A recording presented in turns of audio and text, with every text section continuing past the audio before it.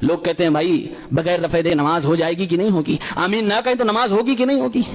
بھائی اس کا جواب تو سمپل فقہی انداز میں ہوگا کہ اگر کوئی کر لیا ہو جائے گی نماز، لیکن معاملہ کچھ اور ہے۔ سوال میرا یہ ہے، ایک آدمی نارمل آدمی انسان ہے، اللہ کا بندہ ہے، مسلمان ہے، اس کا ایمان ہے اللہ رب العالمین کی کتاب پر، اس کا ایمان ہے نبی صلی اللہ علیہ وسلم کی سنتوں کو ماننے کا۔ وہ آدمی دعویٰ کرتا ہے کہ جو رسول نے ہمیں طریقہ دیا اس سے بہتر کوئی طریقہ نہیں ہو سکتا۔ ایسے بندے کے سامنے جب یہ ثابت ہو جائے، صحیح سند سے، صحیح حدیثوں کے ذریعے سے یہ بیان کر دیا جائے کہ ہمارے نبی صلی اللہ علیہ وسلم ایسے نماز پڑھتے تھے، ہمارے نبی کی رفع دین ایسے ہوا کرتی تھی، ہمارے نبی کے صحابہ نبی کے پیچھے آمین کہا کرتے تھے، نبی کا حکم بھی آمین کہنا، نبی نے یہ بھی بتایا ہے کہ آمین سے چڑھنے والے یہودی لوگ ہوں گے، پھر کیا مجبوری اس انسان کے پاس ہو جاتی ہے کہ اللہ کے نبی کی سنتوں کو جاننے کے بعد، اللہ کے نبی کی حدیثوں کو جاننے کے بعد یہ کہتا ہے کہ میں نہیں عمل کروں گا؟ مولانا کیا اس کے بغیر بھی ہماری نماز ہو جائے گی کہ نہیں؟ یہ کون سا ایمان ہے کہ قرآن تو کہتا ہے لقد کان لکم فی رسول اللہ اسوۃ حسنہ۔ وہ لوگوں دنیا کی زندگی میں ہر موڑ پہ تمہیں رسول اللہ صلی اللہ علیہ وسلم کا نمونہ ملے گا۔